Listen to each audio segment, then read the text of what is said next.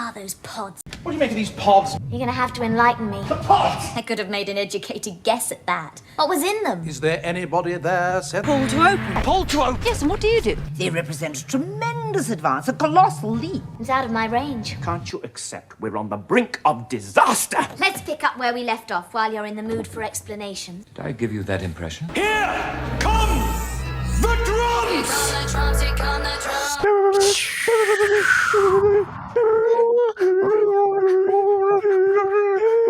Hello and welcome to Pull to Open. It is the podcast that takes on the entire television run of Doctor Who, all 60 and a half years of it, in completely random order. I'm Pete Paschal. And my name is Carrot Juice. No, my name is Chris Taylor. And we're here on this random adventure. We're back. We've some of us may have had vacations. Some of us may be looking a little more orange after those long vacations. And what a story we've got to come back to. My goodness. This was worth ending my vacation early. No, I didn't actually do that. Thank goodness. But I did just come back from vacation in Europe, Pete, and I did just watch the story that we're about to talk about. Very recently, it's very fresh in my head. And it's fresh like carrot juice. And I also have some things to say about the very first time I saw it as a kid. Because wow, okay, yes, I think this is a landmark thing, and I'm glad you took some time off and nurtured your mind. Maybe pruned the bits that don't really fit with it. Maybe give it a little bit of sunlight and water. Right, cut some leaves off, yeah. Mm-hmm. Yeah, I mean, summer's all about that. But before we get to that, before we get to where we're going, that is... Before the future, we need the past and the present. Yeah, we need to know how we've grown, how we've gotten here. So previously on Pull to Open... All right, a long time ago. This is a couple of years ago now in podcast time. This was around 2022. We went to the very first part of Trial of a Time Lord, The Mysterious Planet. That's right. We thought that maybe the randomizer wanted to watch Trial of a Time Lord in normal order, which would be very unrandomizer of it. We did, and then it completely ignored the trial for a long time. Now, the Valeyard has come up a couple of times because the Valeyard just tends to come up whenever you talk about the Doctor and his various incarnations. And, of course, Michael Jaston, who played the Valeyard, passed just a number of months ago. So yes, all of that has been happening. But on our recent random journey, here's what's been leading up to today. So about 3 stories ago, we were all about a clash of planets, a clash of good and evil, a clash of white and black, light and dark. It felt like Armageddon. And that's exactly what we were at. We were at the Armageddon factor, the closer to the Key to Time season. Then the randomizer decided we need to go forward and we need to see, instead of a clash, a mix, a delightful combining of things, of really like a partnership. And that was, of course, the opener to Series 4, Partners in Crime. Which was all about the Fat walking away, which may become relevant to a certain Doctor they're about to revisit, who wanted his Fat to walk away. But also, this was the randomizer starting a theme, or making it clear that its theme was the saying goodbye to companions or introducing companions, because of course Armageddon Factor has both Romanas in it, technically, even though one is playing Princess Astra. Then Partners in Crime is the reintroduction of Donna. And then it was very light. It was very comedic, and there's all this delightful performances from various companions. I think it just felt like it needed to be scared a little more. Let's get back to the terror. It's of course, first of all, than the last one we did, it was Terror of the Zygons, and it was scary, and it was Nessie, and there was a lot of fear, I guess, but there wasn't nearly enough in our little town of Scotland. Well, and also, I'll point out that we lost Harry. It was a goodbye to a companion. Yeah, just not enough chemistry there. But we had to keep the fear train going. And therefore, the randomizer decided to double down on terror by bringing us to season 23. I guess you could call it Serial 3, but at least the part third 3. section of Trial of a Time Lord. Actually, parts 9 to 12. Terror of the Vervoids. Yes, from terror to terror, from old companion to new companion, from companion leaving to companion arriving with no explanation. Sorry, we'll get into that. But also, yeah. But how relevant could it be for the randomizer to take us here now? Because of course we've also been doing our hot takes on Ncuti's first season, and which features the return of Mel. Yeah. Well, and also just out of view on my recap of our random journey, we usually do the last 3 stories, but we also recently did Delta and the Bannerman. That's right. All that long ago in our journey. And I believe that was the first Mel episode we've done for the podcast that isn't a thing that was a hot take on the current stuff. Yes, correct. Yeah. And you know what? Because of this, I mean, gosh, I hated the randomizer bring us Terror of the Vervoids for many reasons I'll get into. But it's given me new headcanon on Mel, and I'm very excited to reveal this. Very excited to get into it. Right now, I'm going to do it as basically a Mel screen cliffhanger. But because of Sutekh, because of Empire of Death, I have new ideas on the Mel companion reveal. Wow. Okay, we're going to get to that in a few minutes, guys. But you know what? Before we do, I'm hearing something there in the background. And oh yeah, there it is. It's the Whomoji challenge. And what's the Whomoji challenge? Well, of course, if it's your first time, I'm going to explain to you. This is the part of the show where I get to torture Chris with emojis. These emojis correspond to the title of a Doctor Who story, and then he must guess which story from, again, the entire television canon that Whomoji happens to correspond to. So, yeah, Normally, I decry this as torture, but I've got to say, after watching Terror of the Vervoids, bring your worst. Like, I'll happily look. Is the Whomoji challenge once again going to reveal that I don't remember the plot of Caves of Androzani? It can do no worse than that. I've already had my worst Whomoji moments, so bring it on. I'm totally sanguine about this. That seems a little overconfident in terms of like the ability of this segment to humiliate you, but we may not have done the lowest depth of the Whomoji challenge, but we'll see what happens today. Okay, so this emoji, there's actually 2 sets of emojis, and one of them is quite long, so I'm going to do the shorter one, and if for whatever reason you can't get it, I guess I'll give you the longer one. Okay. But I've got some confidence in you here on this one. Oh boy. All right, so you're ready? Ready. 5 emojis. First emoji, the sun with a face on it. Okay. Second emoji, a doctor. Third emoji, a woman with her hand up. Okay. Fourth emoji, a motorcycle. Fifth emoji, an office building. I'm going to put these in the chat. Well, I don't. At first, I was thinking Sunmakers. It's not, but it's not. And then with motorcycle and building, I mean that's got to be the Shard, right? Which means Bells of St. John's. Ooh, it is not Bells of St. John's. Yes, though. Oh, okay.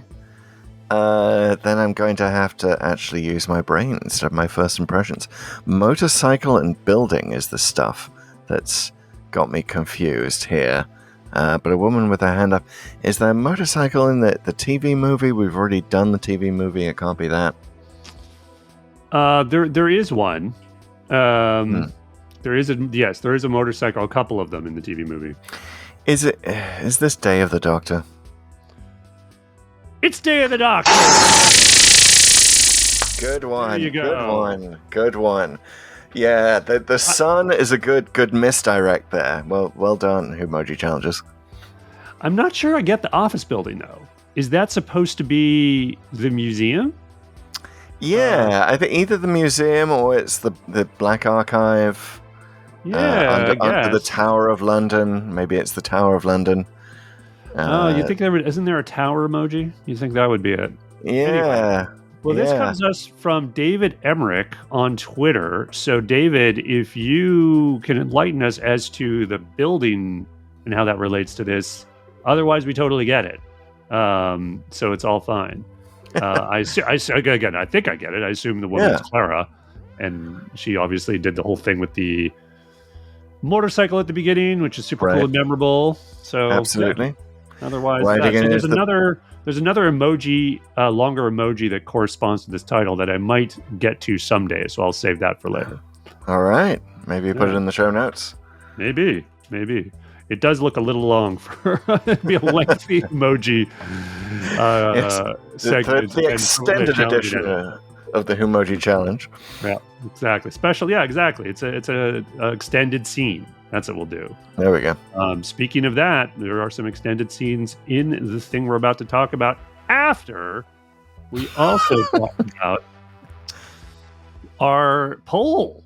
Poll to open. That's right. Poll from the bottom of your Spotify screen. You will see a poll right now giving you that burning question you've always wanted to answer. What do you think of Terror of the Vervoids using our rating system? You can answer that right now if your poll finger is itchy. And you can go back to our other shows where the polls are still open. And we've got some ratings right now for the Armageddon Factor. For 3 stories ago, we had some votes in on that. And again, this is just a preliminary result. And to remind you, we both had hybrids for this. We like to get a little clever with our ratings sometimes and do hybrids. We both said that this was a Professor Hater / Dalek hybrid, as in it was good, but also it was bad, but we learned something. Important distinction, though. You said it was a Hater-Dalek hybrid, and I said it was a Dalek-Hater hybrid. That's right, yes. Scholars will argue over exactly what the distinction is there, but basically you agreed with us. You've given so far the Dalek 60%, Haters on 20%, and the Fixed Point in Time got 20%, which is interesting. Kind of apt for the close of the key to time, if you think about it. Yeah, and that Fixed Point in Time, but like the weirdness of Romana's going on. I've been thinking, not to spoil our ratings for Terror of the Vervoids, but Fixed Point in Time has been on my mind lately, and I can see how Armageddon Factor got there, especially with the whole, the reveal of the Doctor's name, stuff like that. Like, there's many ways where you might just want to, I don't know, memory hole this, explain it away, just say, no, my nostalgia's got, the better of me on this one.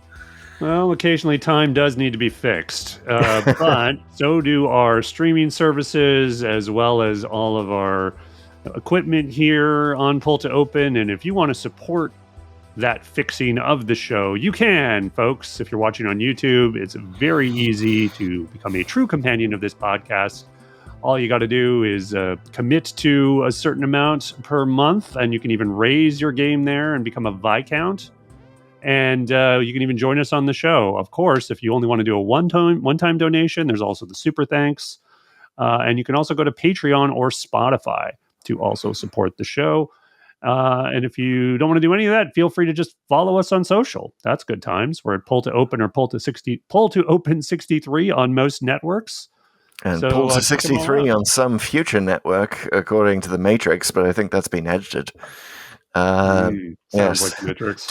Do not go to Pull to 63. It's the Valiards behind that account. So you can tell I'm super excited to hear about all of your Mel theories and your Pull to Open rating for this one, whether it's a Fixed Point in Time or otherwise, because I just want to get to it, dude. I want to get to the segment we call TLDW, Too Long Doctor Who, where one of us summarizes the plot of the story we're about to talk about in record time.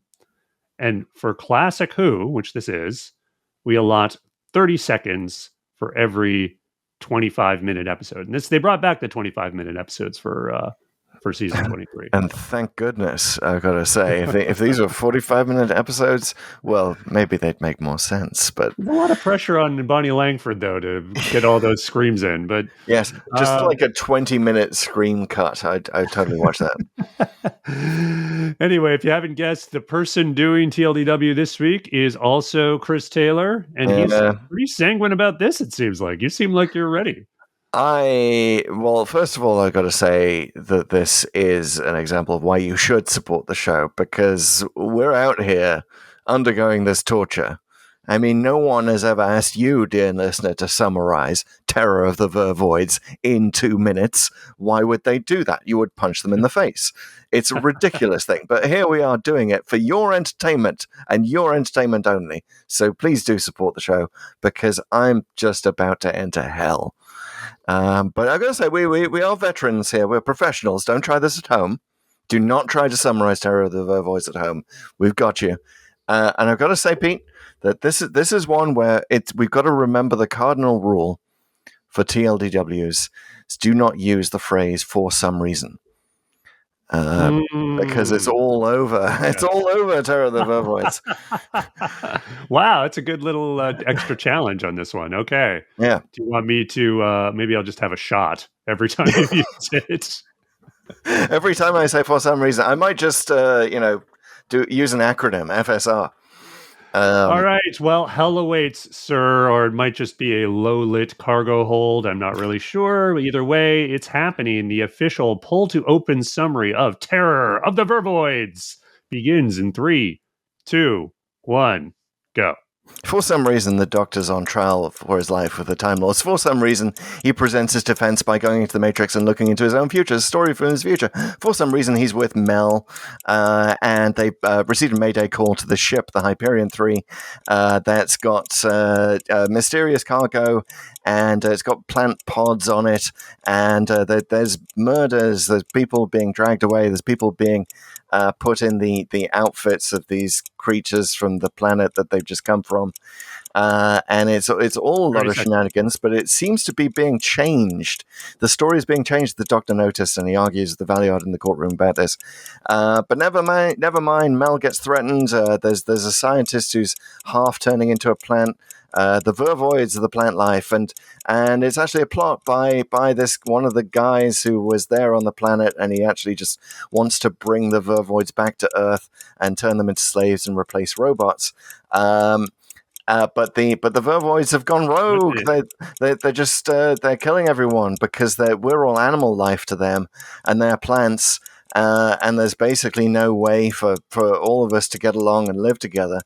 As the Doctor points out. So he gets a specific request from the captain, the Commodore on the ship, who's an old friend, and has basically used the Doctor as a Judas goat, which is a weird analogy for some reason to drag out the killer. Anyway, for some reason, the Doctor realizes that there's a substance on board that can destroy the Vervoids, and it's a bit like magnesium.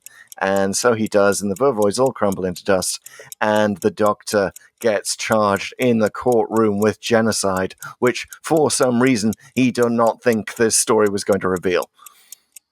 The charges of genocide that he now faces, quite legitimately, to be honest, if we're looking at this. And time! For some reason, I did not even use all of my allotted time. Wow. It might have been off on the time. I'm feeling a little tipsy right now.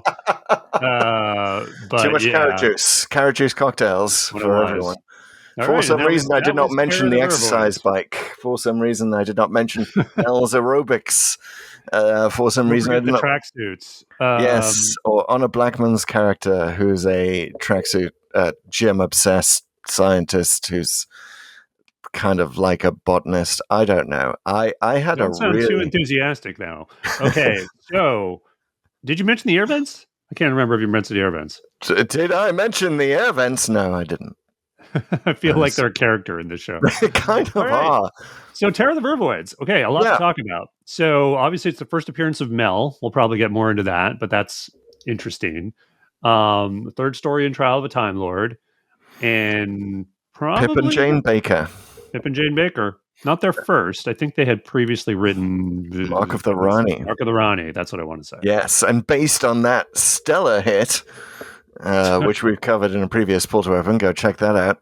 They were assigned to clean up a mess. They were assigned actually because John Nathan Turner came across them in an elevator randomly, one of the more fateful elevator rides of their life, I'm sure, in the BBC, and said, hey, could you tackle this part 3 of Trial of a Time Lord, which we're having a terrible time with?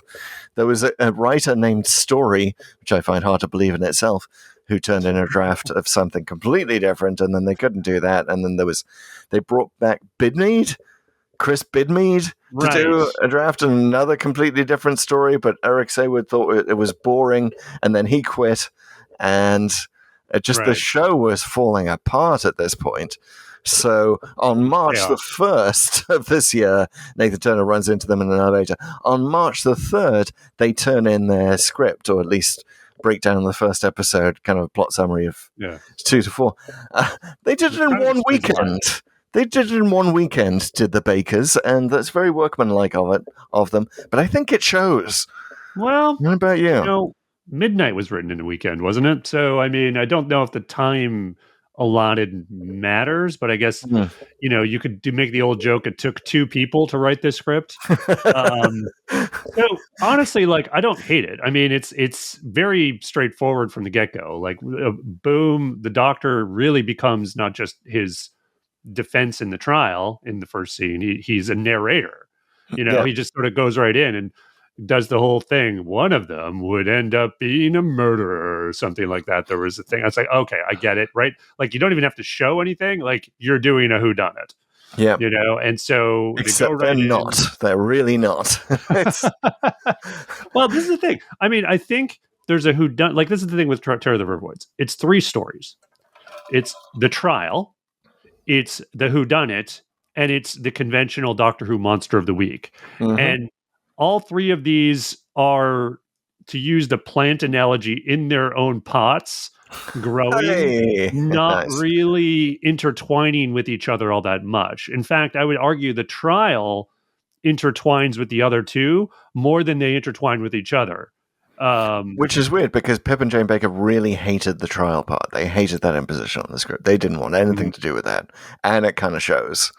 Well, the thing is, I think, strangely enough, the trial works a lot better than I remember in this one. Like, I think it's a neat little layer that I think years ago I probably thought was confusing and just maybe even intrusive. And today I feel like it adds, it kind of adds something with the whole editing of the scene. So when the Doctor sort of is suddenly, wait a minute, I don't remember that. And all these stuff, it kind of like intrigues you, because you start to wonder, well, wait a minute, how did it happen? Who is the murderer? And also it kind of makes you think a little bit like the even though the Doctor's laying out a whodunit and he's kind of like being all dramatic in the courtroom and even letting people kind of figure out stuff like the translator with the Megarians, almost like he's like, I'm reading an Encyclopedia Brown novel to you or something. Yep. There's the scene where he wrecks the communications room. He tells everyone, no, that was actually the murderer in this scene. Oh wait, that was the big reveal. Like, in the way you're telling, because that would have been the reveal then, if it was like, if he'd shown it, and there wouldn't have been the whole scene at the end with Dolan to reveal it. It's kind of funny. Dolan was the killer, by the way. Not that anyone cares in this. But okay. Let's stay positive here. We do like to stay positive and Pull to Open. And let me say that there are some great ideas here. And you're absolutely right that one of the potentially the most chilling is the AI hoax, as it were. That, spoiler alert, if you haven't seen The Ultimate Foe, cover your ears now. The Valeyard is perpetrating to get the Doctor's regenerations again for some reason. Even though he is the Doctor. Yes, he is the Doctor, and he wants those regenerations for some reason. And Well, we did. I mean, it's like he's bad and wants to go back and rewrite his own personal history and become the Seventh Doctor, essentially. Which I kind of like. I could wrap my head around that from a Doctor. If we can bring death to death, we can do that. Yes, sure. But you know what? If the Valeyard was just going to manipulate this story, why couldn't he just have manipulated it earlier and not made the jury sit through the entire story of Terror of the Vervoids? Like, why couldn't we just cut to the chase here? And also, it just makes the Doctor look like an idiot, I've got to say. But, sorry, we were staying positive here. Well, let's talk about the trial scenes and sort of like what that's so. Well, let me just say, overall, first of all, like a Stephen Moffat level writer would do a lot of good things with this, right? The manipulation of what's being seen, that's interesting and knotty. The introduction of a character without introducing a character. Now that's a challenge that I think Moffat would like. Like he loves to try to find different ways to introduce characters, right? Here's something that's never been done. That's interesting. The plant thing, like, are we all plant killers? Man, like, aren't you just like really just killing some wheat for your bread, man?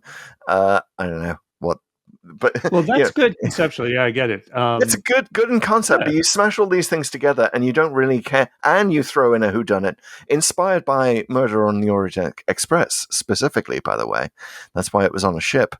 Gotta say, I'm so glad that they did Mummy on the Orient Express to wipe away the Terror of the Vervoids being the closest connection Doctor Who has. But obviously, apart from the Agatha Christie episode, I guess. Apart from exactly. But they don't do these elements very expertly as a problem, is what I'm saying. Like, nice try. Well, some work better than others. So just to sort of close the loop on the trial stuff, this was. When I watched this with Grace, of course, and she was super into the trial scenes, which actually got me really into them too. I really liked the contrast here with Mysterious Planet, where the Doctor is much more juvenile in that episode, and I think Colin Baker plays him like, honestly, this is fully formed Colin Baker, and I definitely want to talk about him a bit in that. We're finally kind of getting in with trial, but I think in this story in particular, like what the vision of his Doctor and the balance between the light and the arrogance sort of does. Here he's like, there's a little more like forced stuff that to make him look like he doesn't want to interfere, because that's what the trial's all about, right?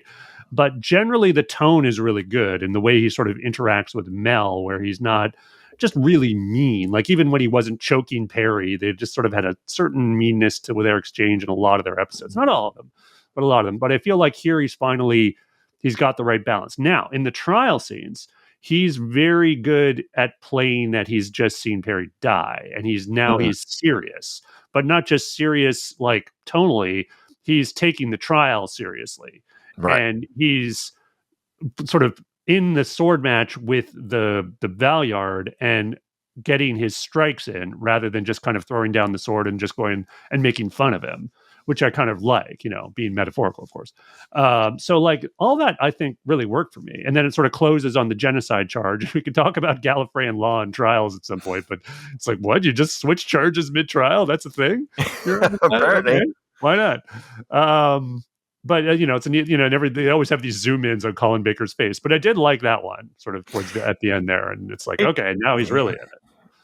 It is the best cliffhanger of the four, for sure. It does up the stakes. Pretty good too, because it's similar. Again, it's another zoom in, but it's more the anguish of having just sort of seen Perry die. But we'll get to that when we get to it. Of the Terror of the Vervoids cliffhangers, I mean. Oh, okay. Yeah. You mean like the episode 4 cliffhanger? Yeah. But I consider that not a cliffhanger of this story, because it's more of a cliffhanger for the trial. But I get what you mean. It's confusing.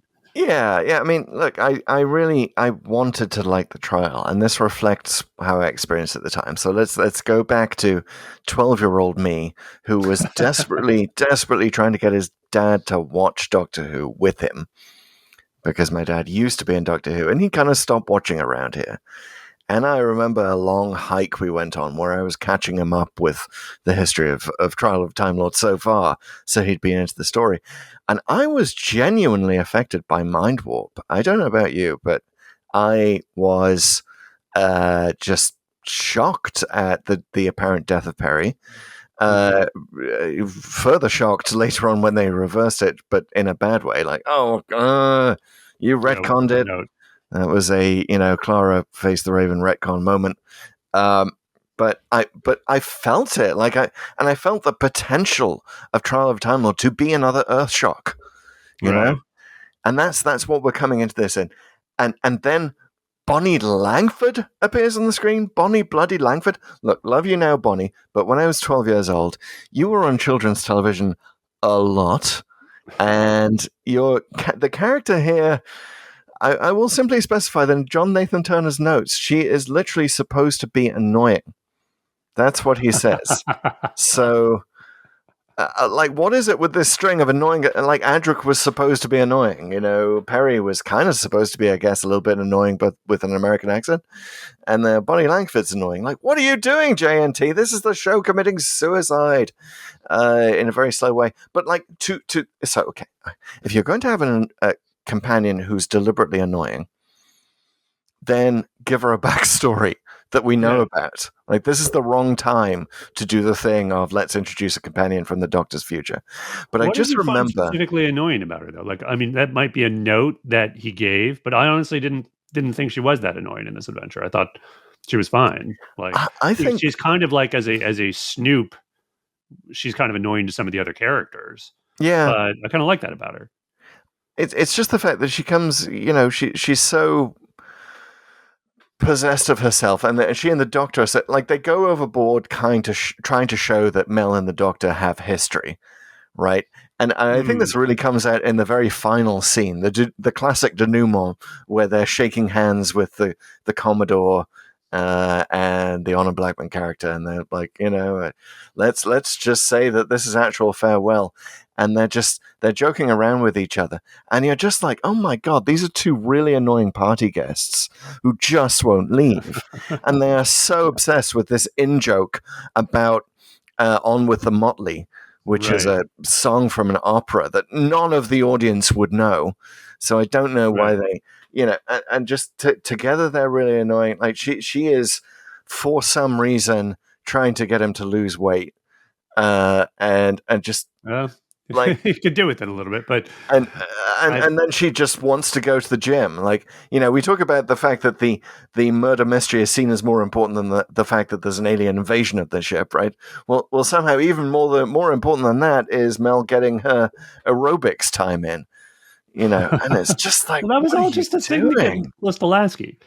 I thought that was fine. I thought the gym stuff and most of the scenes with Lasky work. So on Mel, I think she's. I think I hear what you're saying about sort of she's just suddenly thrown in after Perry's death. I honestly think this is a very clever way to get around the sort of trauma that you would have to have of a companion death and sort of still rush into the next companion, but sort of skipping that. And they don't really skip it because, again, Colin Baker's performance in the trial sort of really conveys that. But it's like, oh no, now this is me in the future. I've gotten over it and now I've got a new companion, which we all know is going to happen anyway. And it's like, oh, okay. So they kind of do that. Maybe you could argue, again, our podcast is sort of randomly doing this. So maybe that is a bit jarring to the audience if it's just happened and as an audience are still dealing with it. But honestly, freed of that, I'm like, yeah, man, more Mel. Like, she's been doing like a lot of stuff, obviously, in the recent episodes. It's really fun to sort of go back and see her first adventure, and she's got the jumpsuit. I will say, I don't necessarily think Baker and Langford are annoying in their scenes together, except maybe that final one that is a little over the top. But their perms sure are. Oh my goodness. When they're sitting across from each other, like in the lounge there a couple times, and they're just talking to each other like, holy cow, was this the 80s? Like, damn. Right? And there is so much about this that I hated at the time. I hated the introduction of it. I hated the idea of the Doctor looking into the future, looking into his own future. Like, what are we talking about here? Like, you need to specifically, if the stakes are the Doctor's on trial for his life, don't then show us the future of the Doctor, right? Because then it's like, oh, you get out of this trial. Right? I agree. They 100% should have addressed that. I like the idea. I think it's super clever. Like, again, it's one of these sort of nonsensical Doctor Who things where Gallifreyan law lets you both see into your own future and use that as a defense in your trial. Again, doesn't make sense from any legal system that we know of, but it's kind of like, oh, okay, well, I guess you could do that as a time traveling race, but they absolutely should have said something about along the lines of it being like a possible future, or that, yes, this is, I don't know, like if he's found guilty, this will become negated or something. Like, they should have made some clarification on that the trial still matters. Yeah, absolutely. Like, we a few lines would sort it, but yeah, I know that there is a short story, I think, about the Doctor going into the archives, and it turns out that even him selecting this was manipulated by the Valeyard. Yeah.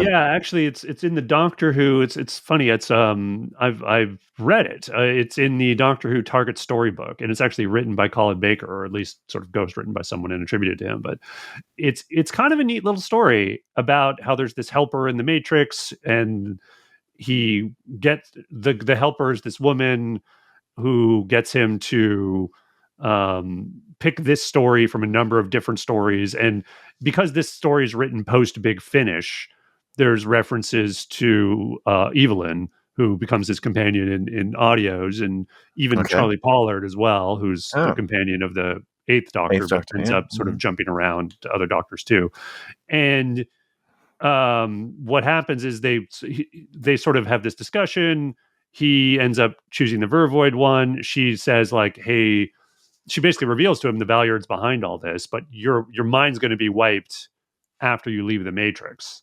So you'll never remember this exchange. But she sort of promises she's going to help him by not editing the last bit. And they insert a last bit. Like, there's apparently in the original history, the Doctor figured out a way to create new Vervoids without them being violent and savage.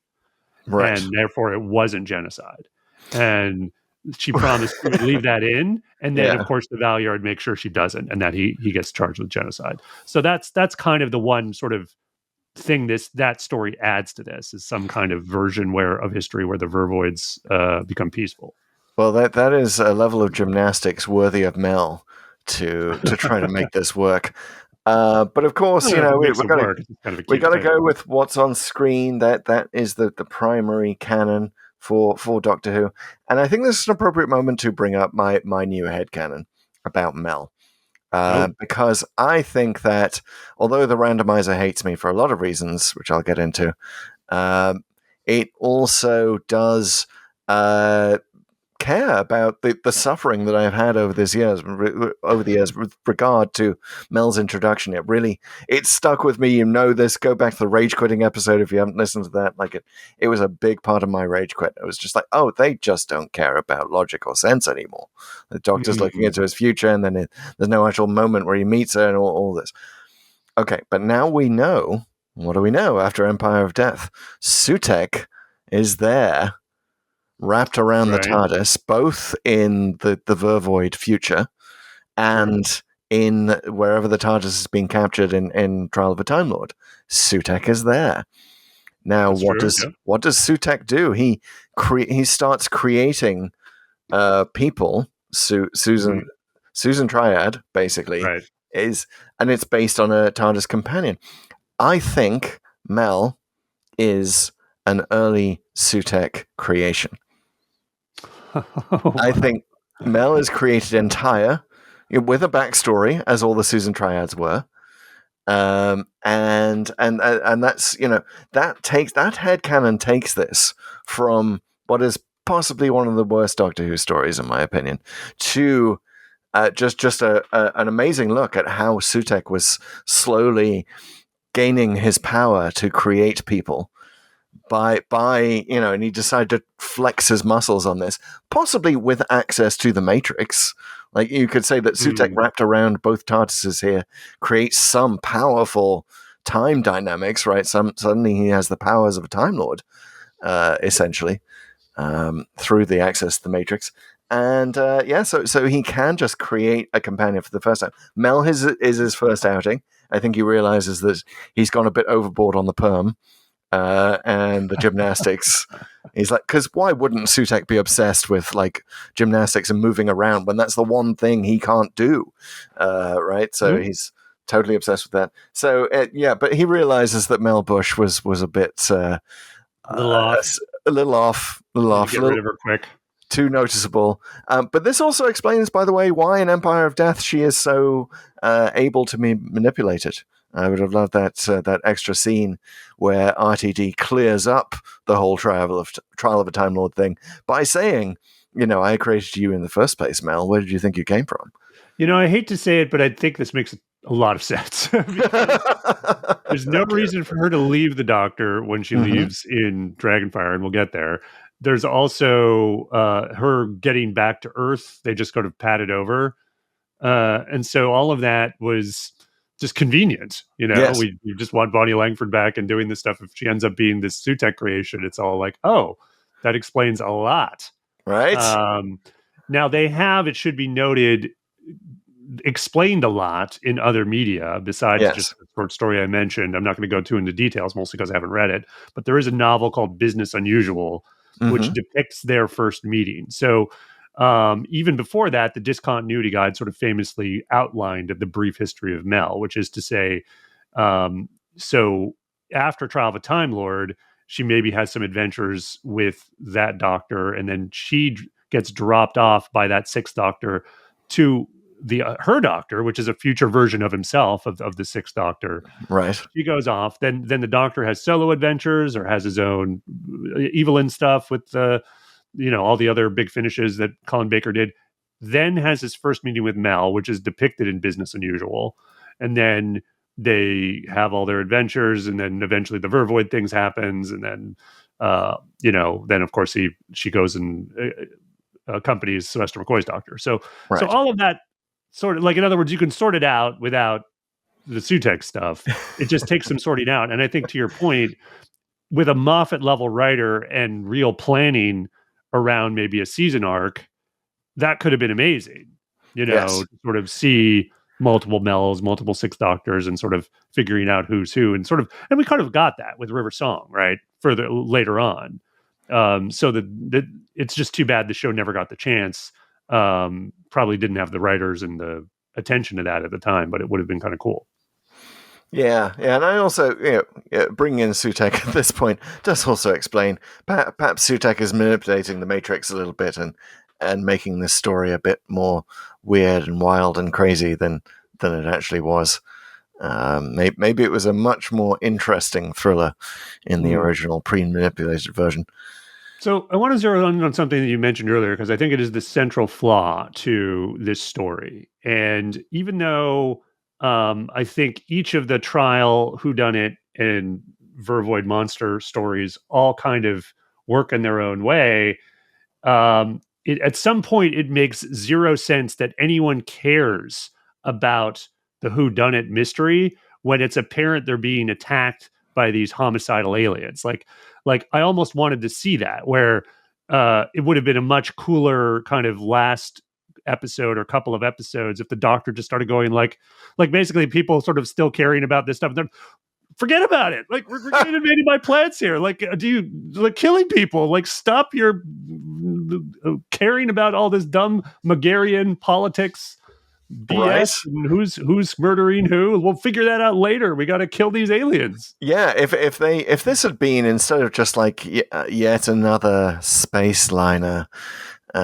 with smuggling going on, which, like, we've had so many examples, like Nightmare of Eden, basically, gave me Nightmare of Eden vibes.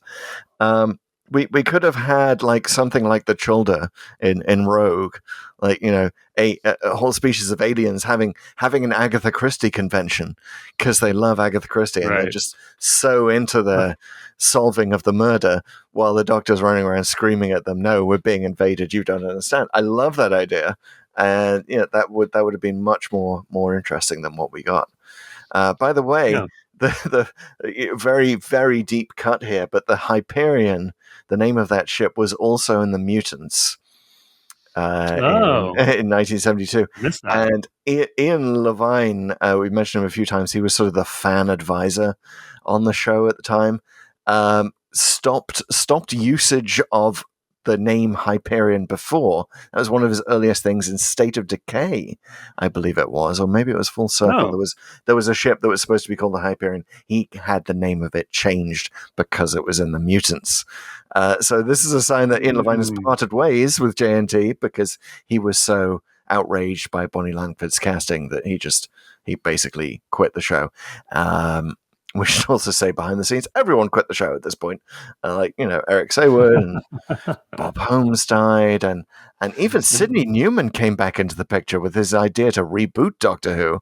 Like, it was in such crisis that they were even entertaining the original guy, creator of the concept. So, yeah, there was a lot going on. Anyway, honestly, given all that chaos, I'm sort of surprised so much of what they did here actually works kind of well. Like, I do think as much as the name of the ship might be kind of dumb, like it actually doesn't look that cheap. Like, I know the budget was getting slashed right now, but like the cargo hold looks pretty good.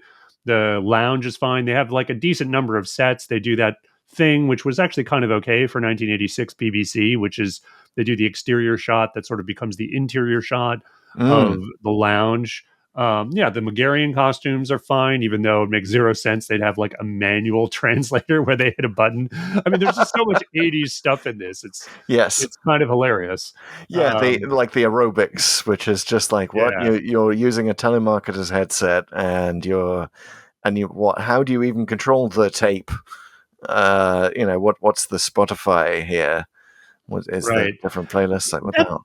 Kind of worked better than I think it does if you think about it. I agree, all of it's clearly 80s tech and whatever, but you have to think people are just going to show up to the gym with nothing sometimes, and you need some kind of centralized music. In fact, the gyms today even have like music that is just blaring from the speakers, right? Yep. So if you didn't bring any audio or you don't want it, like, there's always some option. So that kind of works. Although it's kind of nuts that everyone except maybe Lasky is like working out in their regular clothes. Yes. Even the Doctor in the first scene in the TARDIS, like, he's just got his, he's got his cravat, and by kind of nice touch, by the way, that they made it yellow to show future Doctor as opposed to trial Doctor. I mean, I could see Mel wanting him to slim down if she's met him in in his courtroom days and he's a little lighter. And he's like, "Doctor, you put on so much weight," but like, he's the same weight in the courtroom scenes. So like that, change the color of his cravat doesn't really work. And why would you draw attention to that? I mean, first of all, poor Colin Baker. He's put on a few pounds since the dilemma. And then they just he may have eaten one of the twins. No, and they just like focus on it. Like, this is now a major plot point. Like, dude, talk about body shaming. Jesus. He may put on a few pounds. He may not quite be beach body ready, but we don't often get the entire nation laughing at us for that. They bring in a companion just to slim you down. But also, it just raises too many questions about, like, what do Time Lords eat? What are they supposed to eat? What's their preferred diet?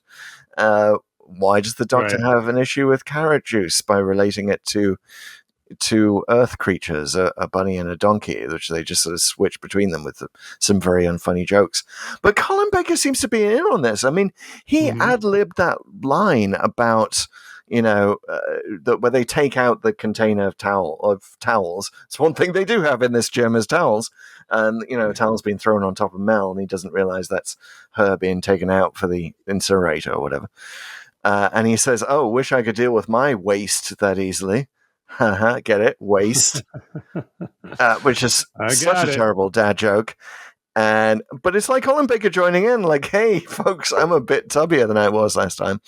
But like, why would the Doctor get heavy now? What is it about this incarnation? Has he got a thyroid problem in his sixth incarnation? What even is going on here? It just raises so many questions. Has he been overeating because of the death of Perry?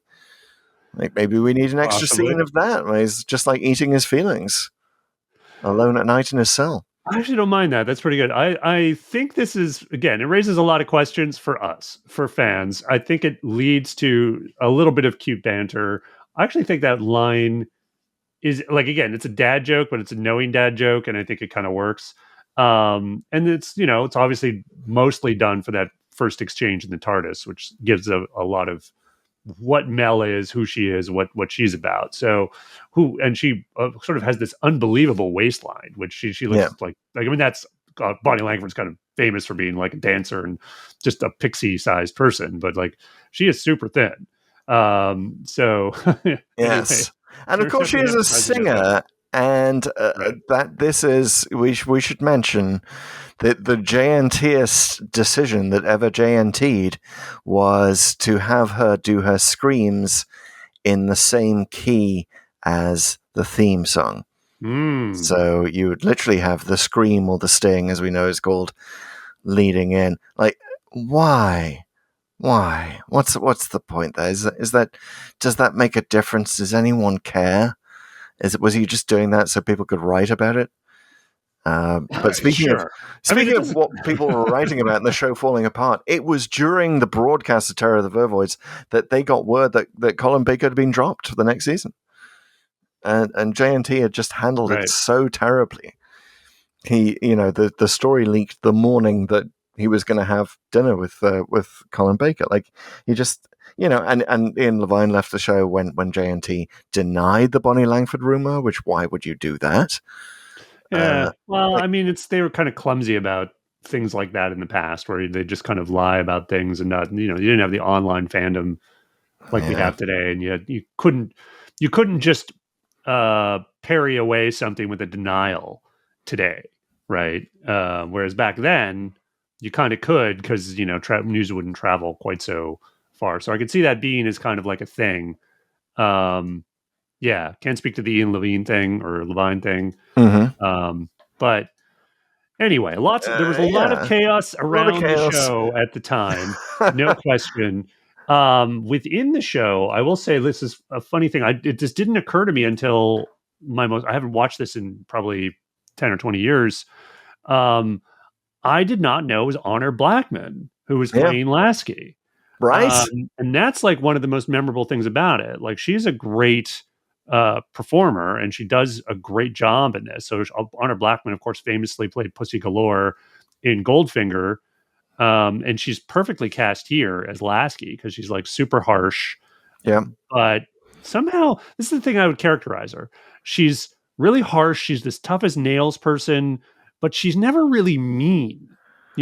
She's just really intense. Yeah, she's just correcting people all the time, and like, oh, I'm not an agronomist. I'm a whatever. Like, oh, shut up! Like, can you imagine her dinner party conversation? Like, you do not want to be seated next to her at a party, because she'd be no fun. She'd be pulling you up on all your pronunciations and your use of words. Like, I think that's great for the character, and I think I would to talk about the guest cast a little. I think most of the guest cast is pretty forgettable. Not a lot of great stuff, but I will say Honor Blackman is really good. And Janet, the person who plays Janet, Yolanda, I guess her name is Yolanda Palfrey. Yes. I think she was pitch perfect. In other words, the ladies in this one are great. And Janet's character is so sort of nice and sort of, I guess, lovely in a certain way. You start to think, oh wait, she's the killer, right? Like to the extent that you care about it, because you only care about it, I'd say, until about halfway through episode 3, and then you're just like, why isn't everyone doing something about the Vervoids? That's the problem. And Janet is the one who brings the coffee to the why do I forget the name? Megarians. It sounds like a Scottish clan, the Megarians. Which may be another connection with Terror of the Zygons. But yeah, she brings them coffee, and they one of them just like slaps the tray away Oh yeah, from her. that's a weird one, right? Yeah, and she's like, oh, don't worry, it's no bother. Like, yes, it is a bother. What the hell, Megarians? Yeah. Well, I think that was scripted. It was supposed to be kind of an accident, that he was sort of telling her to sort of no with a gesture, and then accidentally hits the tray. But the way it's shot, it looks like he just deliberately does it. He looks like he just, bam, I'm going to hit you. I'm going to smack your tray down. And then the next line is sorry, which again, like if he's actually deliberately doing it, makes no sense. Exactly. Well, but sorry, unless he's being sarcastic. I don't know. But it really looks like he has a problem with coffee. Like that's supposed to be a plot point here. Like, I don't get it. Why even insert that scene? And there's just so many like dumb directorial choices. Like, just when the Doctor gets off the exercise machine, he's on the exercise bike in the control room of the TARDIS. Which, by the way, last time Colin Baker is seen in the TARDIS, what a way to go out on a damn exercise bike! Like, there's a moment where you see him unstrapping his shoe to get off, like close up of the unstrapping of the shoe. Why? You're on this low budget show, like you've got so much to explain. Why did you bother like stopping everything? Let's film a close up of Colin Baker's shoe getting out of the strap on the exercise machine. That's a good question. I'm not sure why. Maybe there was like a shot of his shoe in the trial, and there's another way to like have it look like he was a different Doctor. I don't know. Maybe Man, those BBC. It was like health and safety. It's like we're going to show people the proper way to get out of an exercise machine. Lest children trip. Well, let's talk about the Vervoids a little bit. So conceptually, I think it's pretty cool. Like the Vervoids are, again, certainly the most memorable thing about this. I mean, they're in the title, except they're not because it's Trial of a Time Lord. But okay, so the Vervoids are plants, and they are very bent on killing all animal kind. Because that's what you do. If you're a monster, you got to kill everything. Right. And I think that's kind of neat. Like, again, I think it only makes sense if you zoom out. And this almost feels like a Chris Bidmead thing. But apparently Pip and Jane Baker, I think it was Pip Baker who read something about plants having feelings once. And that they respond to certain stimuli, and that's it was where that got the idea. We share a hormone. That was what inspired them. It was the first discovery that we share hormones with plants. Now, as we know now, we actually share tons of DNA with plants. We just basically diverged from them on the evolutionary tree, slightly longer ago than we did with the other animals, but we're all in the same tree, man. We are all the same kind. So it is kind of interesting. But again, like, what's the lesson here? We shouldn't eat plants, or people who eat plants are just as carnivorous as people who eat animals? Like, what's that about? I think it's just an interesting thing to think about, And if you think of Doctor Who as education, if you think about any food web or food chain, at the bottom are plants. It doesn't matter what it is. So you could have a planet that is just all plants, and that would be fine. You couldn't have one that's all animals because they have to at some point eat the plants. So it isn't, you can't really both sides this issue, as they say, right? It's like, okay, from that sort of, physical standpoint, I get it. They're plants and animals, and in a sense, aren't the same, and the plants should always want to get rid of the animals. But this is sort of where I go, well, let's really zero in on this central conflict. I mean, the Vervoids are clearly sentient. They have skills. They can talk. Obviously, much of that's engineered in some way. But if you think about it, like, is not civilization just the choosing not to kill, right? And so and if they are a civilization of some kind, surely there'd be some way to persuade them. You would think, like, look, this is just a bad idea. It's much better if we work together or something, right? Which I guess sort of the short story ending I was talking about earlier might imply. So, okay. I mean, first of all, the confused message is like, okay, two doctors, right? The previous season, the two doctors got us into vegetarianism, right? They made the Doctor a vegetarian. Now, that you may disagree with how heavy-handed that was, but that was a clear message. Here, it's just like, what? And it kind of reminds me of my reaction to 42. Where it was, it was like, oh my god, these helio-wokes want us to stop harvesting energy from the sun. Where will it stop? And now it's like, oh god, you want us to stop eating plants as well? Crying out loud, Doctor Who, what am I supposed to eat now? And it's, I've got to say, so I have recently gotten into a plant-based diet. Because I read a marvelous book called How Not to Age, and basically lays out the scientific case in study after study after study that the thing that we're supposed to eat is plants, right? That's what our bodies are designed for. There are all sorts of like cancer-fighting properties, everything at the DNA level that we're discovering, at the mRNA level. We are discovering that plants alter we our do entire... eat plants. I mean, some of us just also eat meat. Yes, and that is apparently problematic at the DNA the meat level. sort of counteracts some of the benefits of the plant. It does, exactly. So, I've gotten into a plant-based diet, and then I watch this, and I'm like, okay, let's talk about what plants do. Just clarifying, this podcast isn't about nutritional advice. No. Not nutritional advice. No, yes, I'm not investing advice. I'm not a doctor, but apparently Colin Baker is. He ad-libbed that line as well.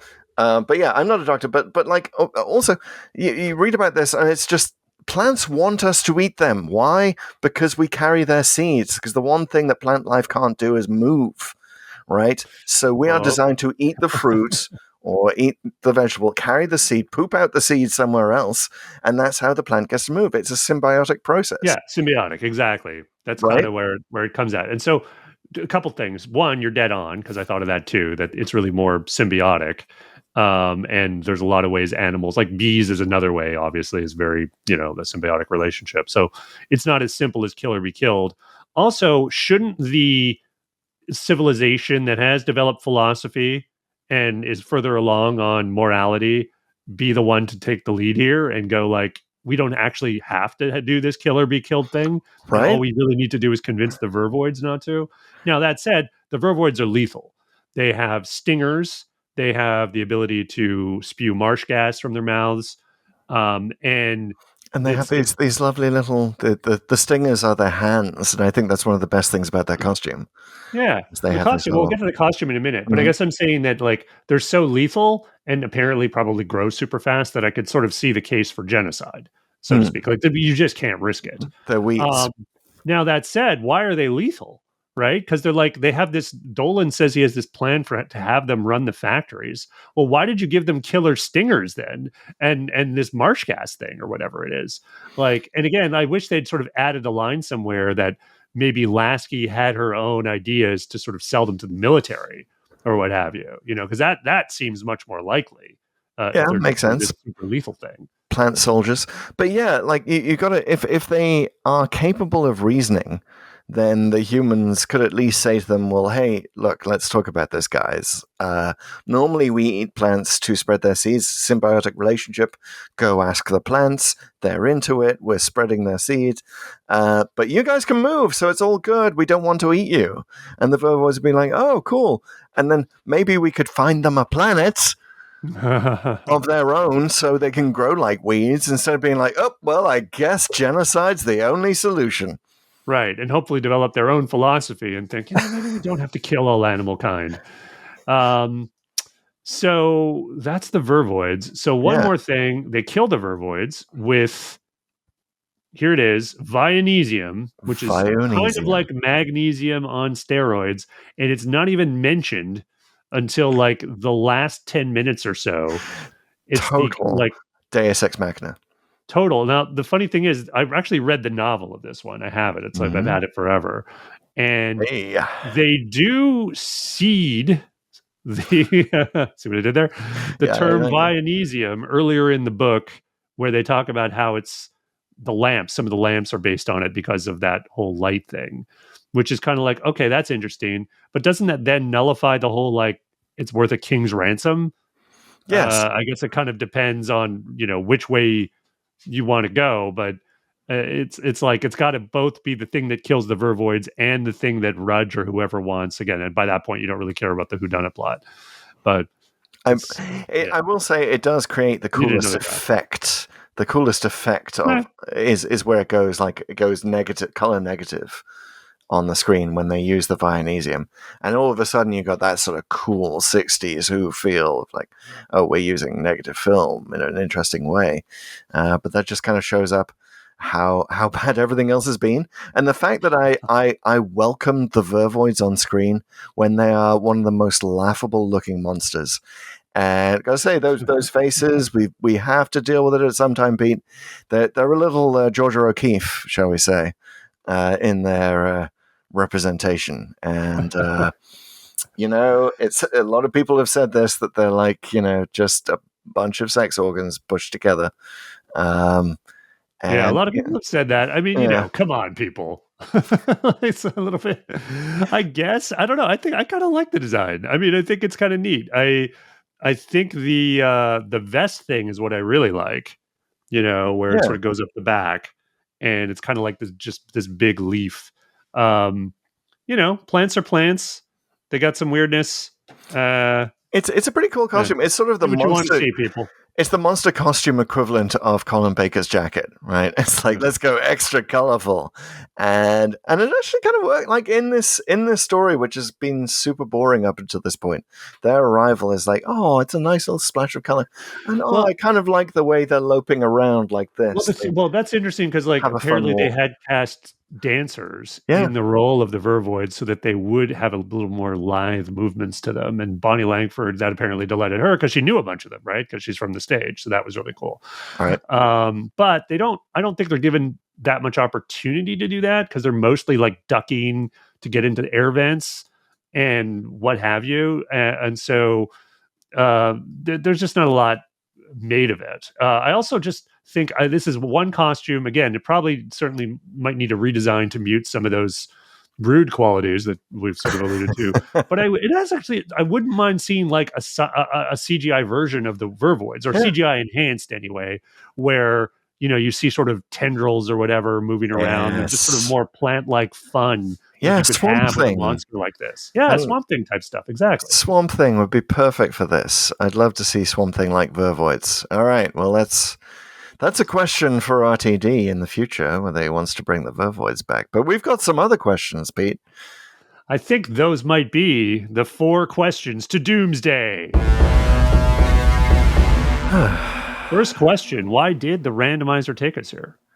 Oh, well, it really hates me. It wants me to take me to one of the most traumatic Doctor Who incidents of my youth. But also, it knew that I've recently started this plant-based diet. And I will say one thing that I've been having is lemon verbena tea. That's one thing recommended for anti-aging. And the verbena plant, that body of plants, is what the Vervoid name came from. Oh. So it is the randomizer specifically disrespecting my new diet, for one thing. Okay. But also, it's Terra and Terra. It is... Terra to Terra is the most obvious one. Yeah, the Deus Ex Machina thing, I guess, of the... in Terror of the Zygons is where the Duke or the Laird or whatever his name is suddenly turns out to be a member of that energy commission that's meeting in London. Like, oh yeah, so I am, right? So like every 70s cop show. What do you mean? He's the governor. Oh yeah, yes I am. Reckon I am. Boys.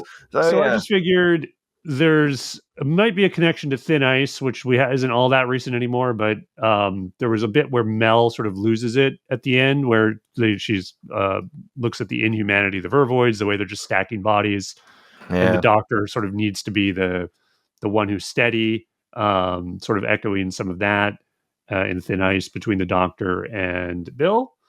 But mostly this got me to go check Empire of Death again to see what color the cravat was that Mel sort of lovingly embraced in the memory TARDIS, and it's actually the red one. So now I think they did that because that's the one I think Colin Baker wore the most during his run. Right. He also had a blue one, but I think it would have been interesting to have her do the yellow one because that's the Vervoid version of the Doctor, like that story. Then it sort of implies that Perry gets the red one and Mel gets the yellow one, but I guess they didn't want to go with that. Interesting. Yeah, and I really, it definitely wants us to think about the new season as well, the randomizer. We said this before, clearly making a lot of references to the new season, clearly in taking us to Mel's first story, after Mel has just reemerged as a hero of the series, you got to say that was intentional on the part of the randomizer. But also, it wants us to look at that Sutekh reveal. And whether Mel was a Sutekh creation. I think that's a great piece of headcanon, so I want to thank the randomizer for that. And also, I got to say, the new season points out that the Time Lords were genocided. Well, maybe the randomizer wants us to think about the Doctor having committed genocide here, which kind of, on screen, as far as we know, that's what he did. This is never cleared up after the trial. Oh, Perry's still alive, but by the way, you still genocided the entire Vervoids, Doctor. But it's okay. We'll let that part go. Yeah, I know. We'll talk more about that, I think, in the Ultimate Foe when we get there, but it's they just kind of forget about this charge. They're just like, Vervoids, whatever. Yeah, it's cool. It's just plans. It wasn't serious. Who cares? The Valeyard's just a big vegetarian. Well, the Time Lords are really in a hurry to move on, and so are we to the second question, which is, of course, what if the evil plot had succeeded? Okay, so let's just be clear, because Terror of the Vervoids is not. The evil plot is Dolan's. Well, the Vervoids. Or the Vervoid. Well, the Vervoids... Well, like I said, there's three stories. The whodunit, the evil plot is Dolan's, the monster story, the evil plot's the Vervoids, and the trial, the evil plot's the Valeyards. So there you go. So we can look at each one of those in turn. So let's start with Dolan. So Dolan's evil plot is to sell Vervoids as workers on Earth. Right. Because robots are so bad. Yeah. What's wrong with the robots? Why do you need an army of plants? Environmentally speaking, Vervoids are much more sustainable than robots. We don't need to keep digging up precious metals to create all those robot workers when you can just have plant workers. So a greener economy, a Green New Deal would be the result of this evil plot succeeding. Well, but you have to assume once the Vervoids get to Earth, they're just going to quickly multiply and destroy humanity. That's what the Doctor says. So has Dolan not thought of this? Is he really that obtuse? Does he not understand the Vervoids are killers until he's actually killed by one? Or is the Doctor just racist and is just these plants, they breed like rabbits, man. And they're going to get to Earth and just go everywhere, man. There'll be no-go zones everywhere. There'll be caravans of Vervoids heading for the border. Come on, Doctor. Not going to happen that fast. You want to see a weed? Go look at some ivy. He's got a screw loose. He's seen things that maybe aren't really true.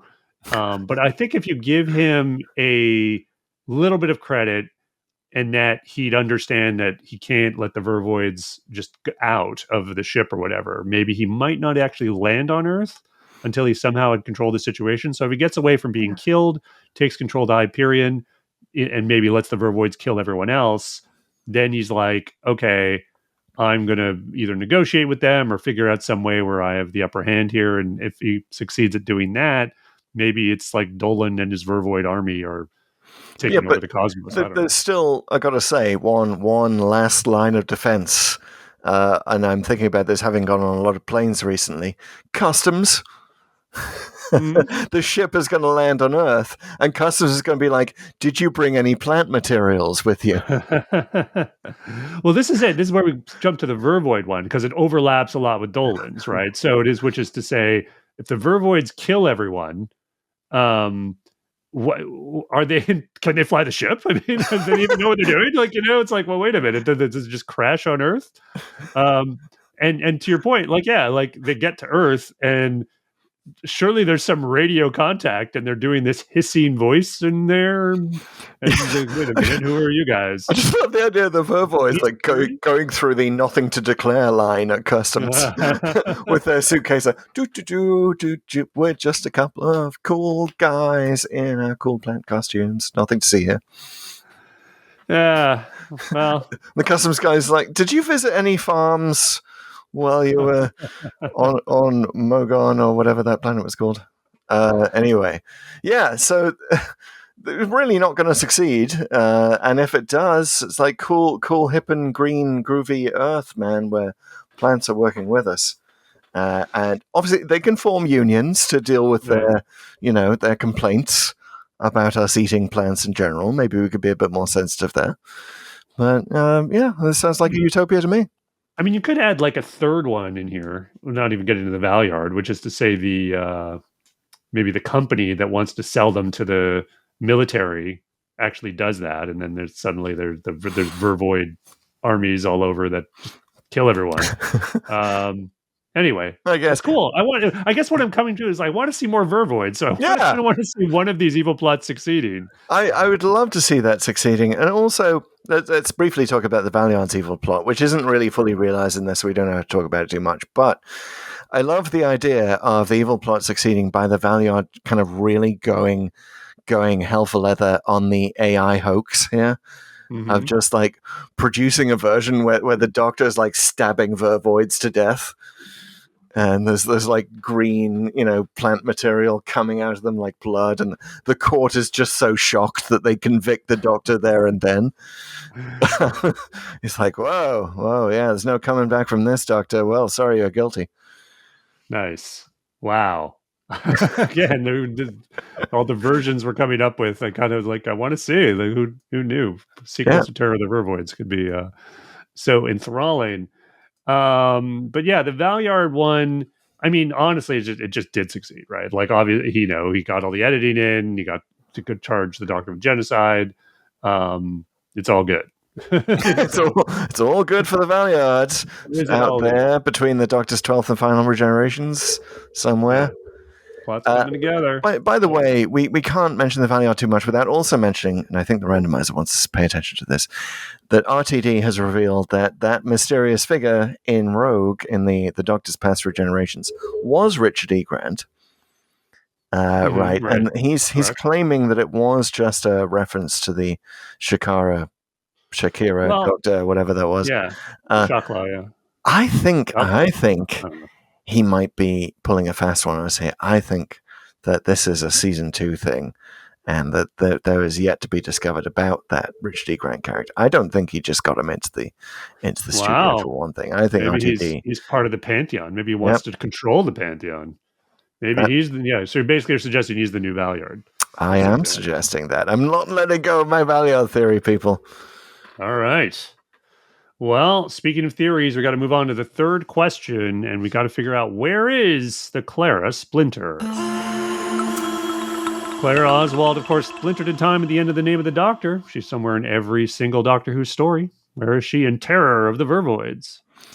Well, far away from any of this action, I hope, for her sake. No, I actually came up with this idea before you mentioned that there is a, short story about this not being a genocide, but I had, botanist Clara somewhere else in the universe saving some species of Vervoid so that the Doctor doesn't do a genocide, and she's doing the much smarter thing of just giving them their own planet to take over, Genesis device style, very much Wrath of Khan, Search for Spock-esque moment where the Vervoids just get their own planet and take it over in a minute, grow like weeds, they're fine. And Clara's in charge of all that. I like that. Yeah. Yeah, she's another Honor Blackman-like character, but she's nicer. So I had her thinking, this is probably weak tea at this point, but she's either designing the retro gym or the man-sized air vents that are all over the Hyperion 3. I feel like I do a little too many of those where Clara's like designing something that makes no sense in the story. So actually, I thought maybe she's that sad human Vervoid hybrid in the isolation room. Aww. And she's basically there to sacrifice herself, but she'll arouse the suspicions on the scientists sooner than they otherwise would have. So that's her sacrifice in this episode. I like that idea. I mean, I also wonder, maybe there's a Vervoid Clara who is trying to spread the philosophy that not all animals are evil. but failing. But that would be a good backup, right? But you do tell you about this wonderful animal called the Doctor. I love it. Yes, it's like Martha's Story, but from the Vervoid world. Oh my goodness, Clara the Vervoid, Big Finish, call us. But yeah, no, I think that maybe she is also the one who told that guy who's pretending to be the Mogoran or whatever, and he doesn't press his translator button. Like she's the one who's advising him how to play this race, and she's like, don't bother. I know you see them pressing the translator button all the time. Don't bother. That's not how they do it. Here's how the cool Megarians. I think I pronounce it differently every time I've said it, which is quite a feat. Now, your costume is the iTranslator 15. Yeah, exactly. Which is automatic translation. Which you'd think they would have a little voice-activated translation there. Because, God, having to press the button every damn time? Right. What are they even thinking? Or maybe she's the one who designed that just so the fake Megarian wouldn't know. It's almost like you pressing the button every damn time, listener, on pull2open.net. And it's the subscribe button, which is a place you can subscribe to the Pull to Open newsletter where you get full written notes on every random episode we talk about. There's always a few things we don't get to, so you get some fresh content. You can also support us, of course, all over the places I mentioned earlier: YouTube, Patreon, Spotify. Follow us on the socials on TikTok. We tend to post a lot of short videos there at Pull to Open. We're on Twitter /X, Instagram, Facebook, and Threads, all at Pull to Open 63, and also Blue Sky at Pull to Open. So check all that out. All right, but not before you hear the answer to the final question. The only question. The ultimate foe. No, the ultimate question. The only question that matters for Terror of the Vervoids. What did we think of this story? The Pull to Open rating system currently is its last days of having 6 ratings. That's right. 6 for 6. Starts with the Dalek, which is what we give to a good episode of Doctor Who. There's also the Ogron we give to an irredeemably bad episode of Doctor Who. There's the Professor Hater, which is a not so great episode, but hey, they tried something. The Viscount Banger we reserve for the best of the best. The Fixed Point in Time, which it's a show beyond rating. You can't really rate it, usually for reasons of nostalgia. And then there's The Lady Cassandra, which is a paper-thin plot, but hey, at least it'll be good with a little moisturizing. Indeed. All right. Well, it looks great. It looks great with a little moisturizing. It looks great. Great. Yes, that's what those Vervoids needed. Just a little moisturizing on those face wrinkles there. Yeah, they really in that last scene, those dried leaves. Right? Yes, total moisturizing needed for that. Well, this may not be part of Gallifreyan justice where they can just change the charges on you at any minute, and apparently, you just have a bunch of jury in chairs who sit there and watch Doctor Who episodes. But I was going to recuse myself from this and just give it a fixed point in time because I just have the rage quit of Doctor Who problem that really started with this story. However, the headcanon that the randomizer has given me really, I think, saved me from that.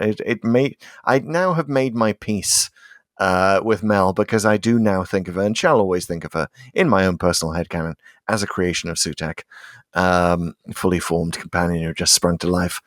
And I like that so much that it's softened my view on Terror of the Vervoids. I still don't think it's great, but I don't think that I have to recuse myself. I think this is a clear-cut hater, Pete. I think it's that there's so many things that they were trying here. It had ambition. It also had that sort of, hey, let's do a base under siege story, or a something's being smuggled on a ship story again. So there was a lot of caution. But there were many things here that we've unpacked across this episode of Pull to Open that really could do very well if you investigated them more deeply, if you put them in the modern show, and, you know, the whole Doctor looking into his future and the Doctor gaining weight, like all of this stuff, all of the stuff that they try to make it seem fresh would be better in someone else's hands. But yeah, I think the Professor Hater here is that they learned you don't put this sort of really crucial, pivotal story in the hands of Pip and Jane Baker. Sorry, Pip and Jane Baker. Yeah, that's fair. Okay, wow. I thought you were going to come down a little harsher on it. That's. You thought I was heading towards Ogron territory? I think you were heading towards Ogron territory, but No. You know, it's a vegetarian Ogron, maybe. But so it's definitely not a Lady Cassandra because there's like too much plot here. Yeah. So it's definitely not a Viscount banger. Not a fixed point in time for me. It's not an Ogron. So I'm left with the Dalek and the Hater. And I feel you know me, I'm not a hybrid guy generally. Yep. I try not to be. And I wanted to sort of come down on the Dalek side on this one, but you know what? That creature in the isolation room, it's kind of like now it's stuck in my head, and I've got to sort of give this. It's sort of it's a hybrid. It's a leafy Dalek Hater. Okay, it's what it is. I think it could have been better for sure, but it's super interesting. It's one of the more interesting plants have gone awry stories for sure. I wish they'd done more with that. And I give him points for trying sort of the whodunit, even if the actual plot you don't really care too much about. Honestly, there's a lot of characters we didn't even mention, like Rudge, for example, because he ends up being someone with some stakes and turns the tables on stuff. And you really just like, who is this guy again? Who cares? Yep. We didn't talk much about the commander, who is one of the people who struggles with some of the bad. And who knew the Doctor from a previous adventure that we never saw. Yeah. A web of mayhem and intrigue, I understand, which might be one of the worst lines written / delivered. but also a good title for Big Finish. So, again, like, there's just too many sore thumbs sticking out, and some of them are black thumbs. And sure. some of them are green thumbs. Yeah? Damn. So... yeah, I think it's got to be a Dalek-Hater hybrid. And but I will say this, the trial bits are really underrated in this one. I was not expecting to like them so much and be into it. And I was really glad I saw it with Grace. That really sort of woke me up to like, oh yeah, like this is kind of a nice layer that I think, given a more modern story and a Moffat-like writer, would have really made it super intriguing. So it's got a lot of great ingredients. It's too bad they never really come together. But it's not a bad one. But it's got enough Dalekness. I agree that the trial in episode 4 is really good stuff. I didn't like the trial scenes before that. But the episode 4 with the reveal of the genocide is good, and we can be grateful for the small mercy of the fact that Colin Baker did not try and ad lib in that scene as it zooms in on his face, and he says, "Genocide? Why, surely you mean herbicide." So yeah, okay, I think that's a signal to till the soil of the randomizer and figure out where we're going next. Oh God, yes! Let us flee into our Sutekh covered TARDIS and say we don't care where you take us, randomizer. No, we really do. And we use the randomizer, which has 2 components. Peter's seated at the controls of the first. That is the Codex. That's a list of all Doctor Who stories in sequential order. And we have, interesting, the show itself has recently just crossed the pivot point. I was reading this in Doctor Who magazine, where we have more new Who than old Who in terms of by what measure though? Well, yes, that's the question. Is it like hours of television? I think it was number of stories. Interesting. Yeah, so how many stories do we have left to watch? We have, now that I've X'd off Terror of the Vervoids, we have 187. 187. Bring some real 80s vibes with that.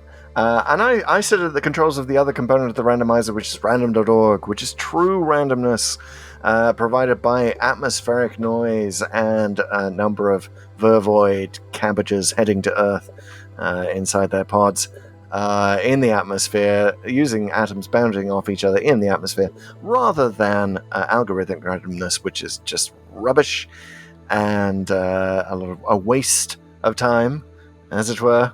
The Doctor's expanding waistline of time. But before I hit the generate button and get a truly random, bespoke random number between 1 and 187, we'd like to issue some challenges or requests of the randomizer. Even though the randomizer doesn't always do requests, we like to walk up to the DJ at our drunken wedding and say, hey, can you play Freebird? So, Pete, what do you want DJ Randomizer to play? Oh, boy, should I play with your diet and say let's have some carnivores? Okay, that's interesting because I was going to go plant-based and say take us to some positive plants. Let's improve the image. Or like a better story with plants. A better story with plants. Something that generally you feel better about plants after you watch the story. All right, wow, we're diametrically opposed here. That's right. All right, is it going to be meat or plants? It's going to be herbivores or carnivores? All right, let's meet the meats in 4, 3, 2, 1. Affirmative. 134. We're fully in New Who. Yep. Well then, we are now at The Girl Who Waited. Whoa. Waited long enough. We've waited long enough for The Girl Who Waited. One of my favorites, Amy Pond focused episodes. I love this. Well, clearly, if alt Amy had been on a plant-based diet, she wouldn't have looked that old. So I'm gonna say that's a plant connection. This is cool. This is series 6. So we haven't done a lot of that one. We did Doctor's Wife, God Complex, and Closing Time. But it's actually series 7 where we've done the least in terms of the run in Matt Smith. I remember Smith has been in Doctor we haven't done a whole hell of a lot of. That's right. And I'm glad to see the randomizer starting to fill in these white areas on the codex. That's right. Filling in its own bingo card. Well, I know that, by the way, something else we didn't talk about, Terror of the Vervoids. The Doctor basically says that he's like a bad guy. Destruction follows in his wake or something like that. He doesn't say exactly like he said in Empire of Death, but there's a moment where he's like, "Oh, I'm not necessarily good for." He's a troublemaker. He's a troublemaker. Like you and me, sir, and we'll make some trouble with The Girl Who Waited next time. Hey, listeners, this has been Pull to Open. It is a podcast. Podcasts are great things for you to subscribe to or follow, but most of all, share with a friend. If you haven't already, we're available, obviously, where all the podcasts are on all the services, wherever you find podcasts. So thank you for listening, wherever you're listening or watching, if you're on YouTube. Thank you very much, Martin West, for your music, as ever. And please follow us wherever you can find us on social. We'll see you next time, and we hope you don't have to wait too long. Yes, we'll see you with a couple of Amy's.